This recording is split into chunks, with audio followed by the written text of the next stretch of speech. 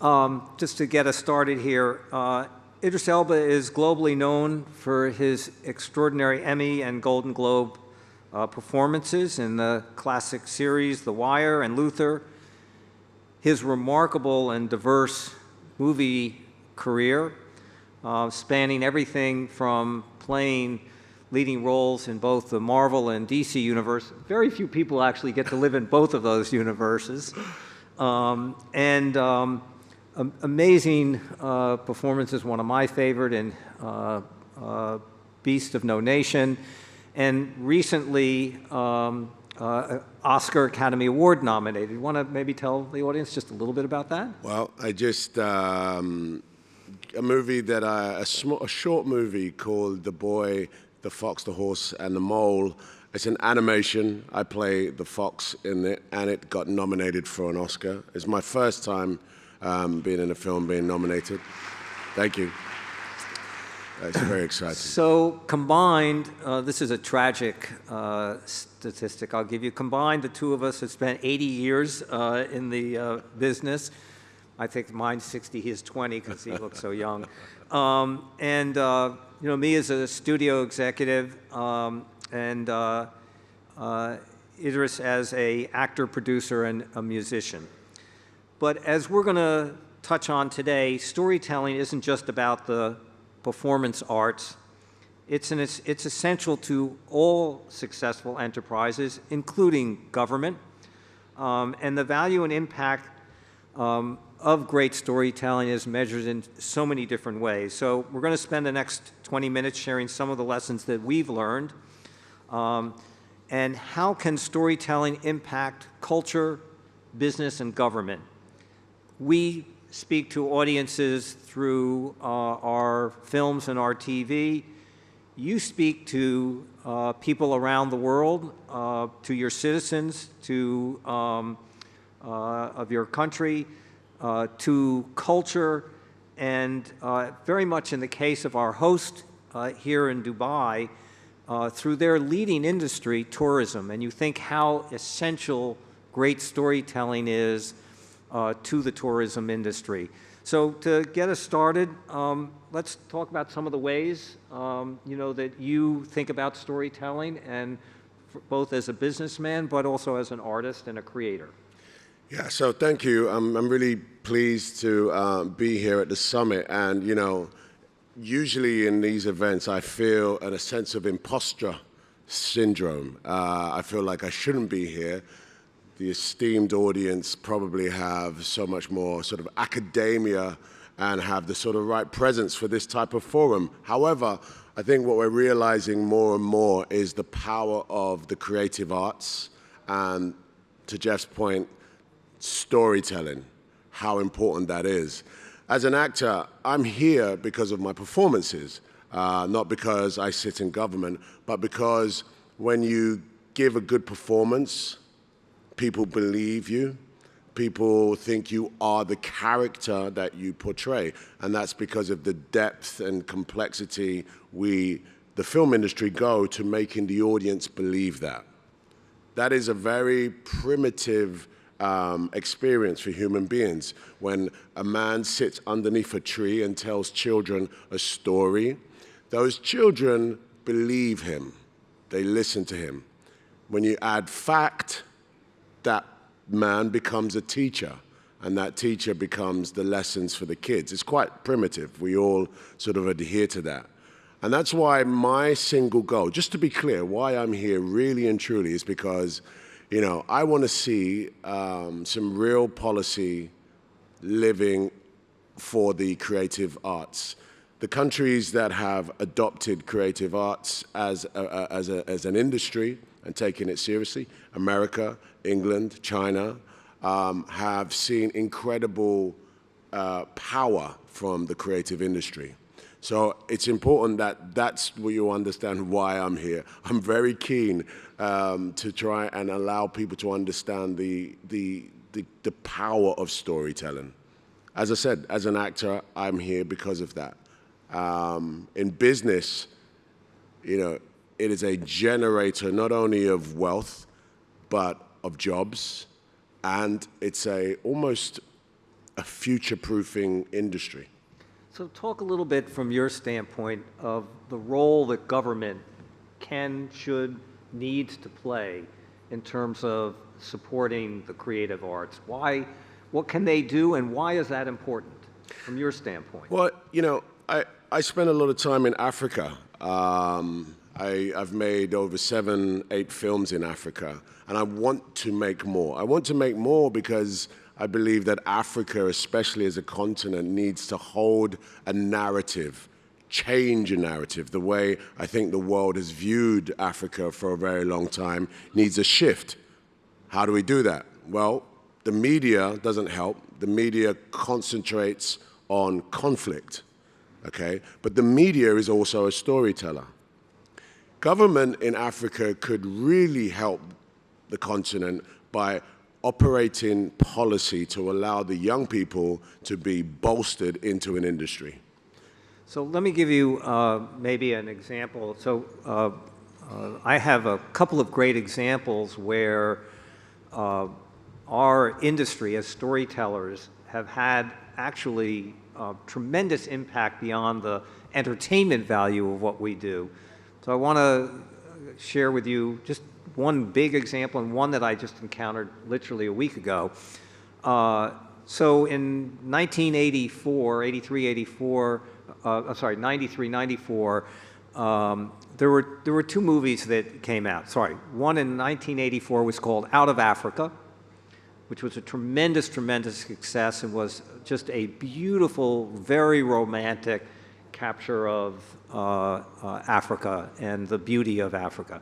I made a movie in 1994 called The Lion King, and those 2 movies literally were the catalyst for the tourism industry in Africa, which is now, as you know today, is literally one of the most leading economic drivers on the continent.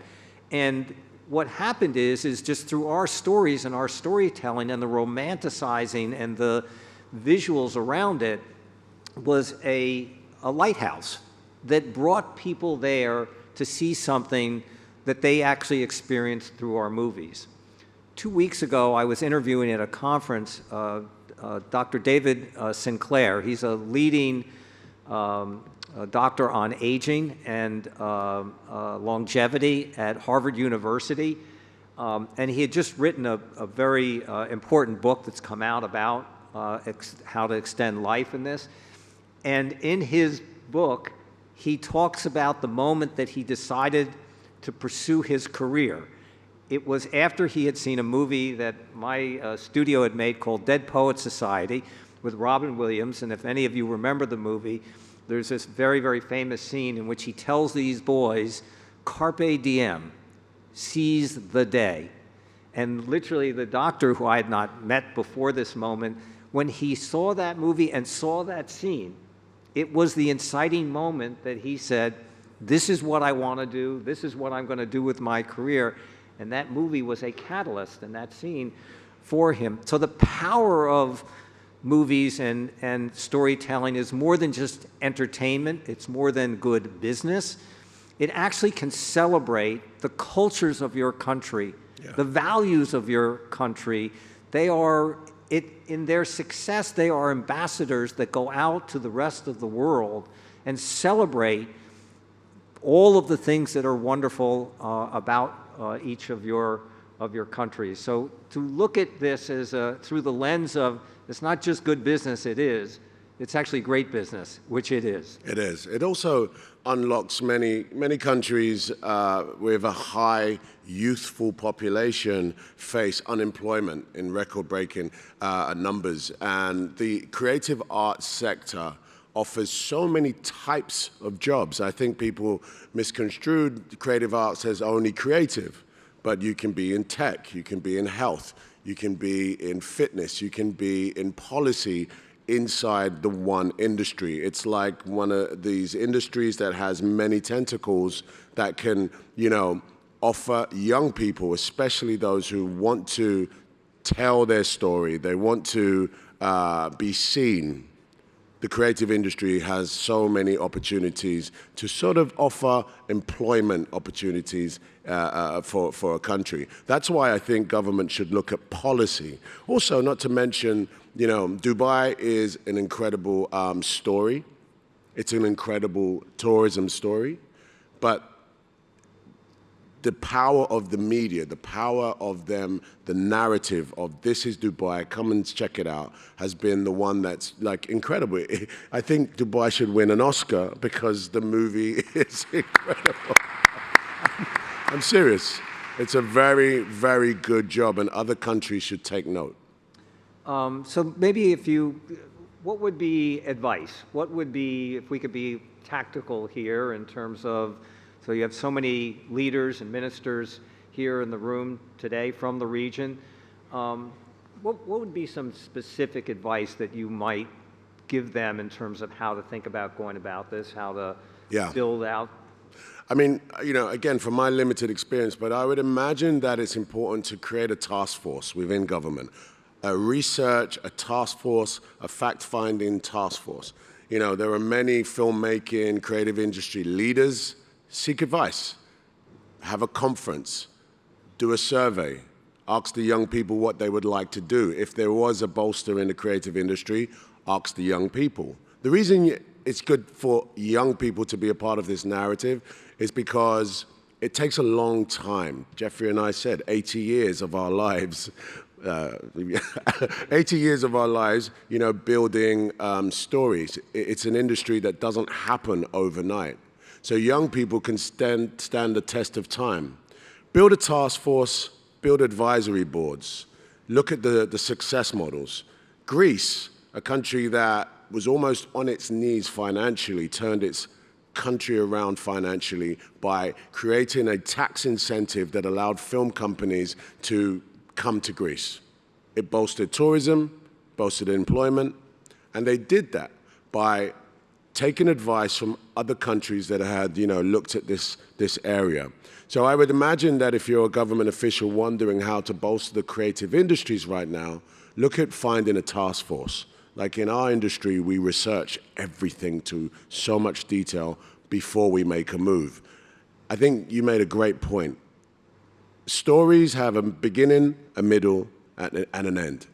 Right now, if you were at the beginning of that story, think about where you'd like it to end. That's what we do in the industry. We work backwards, reverse engineer. We want the ending to have a happy moment, smiles, maybe tears of laughter.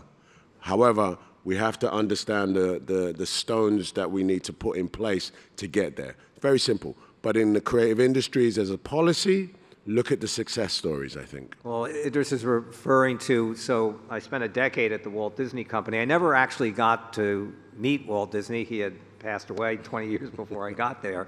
But he had this amazing, you know, legacy and heritage that was captured,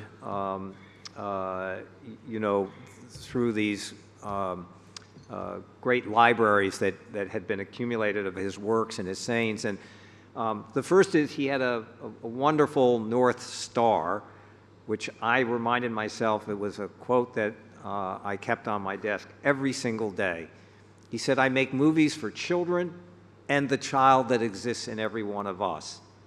And I thought, wow, that is just such a precise guide to everything that we do. But what he's referring to, again, another great quote of his, he said, "There's no such thing as a great story without a great ending." Pretty interesting.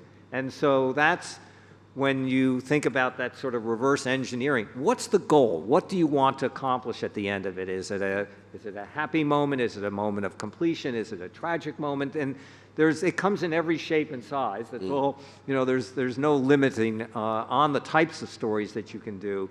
But to have a successful one, you need a great ending. Yeah. I'll give you one other lesson there, and I want to talk a little bit about the importance of technology and the role that it can and should and is going to play in the further democratizing of storytelling around the globe. But maybe let's go to that and talk a little bit about what's happening today in terms of technology and the tools.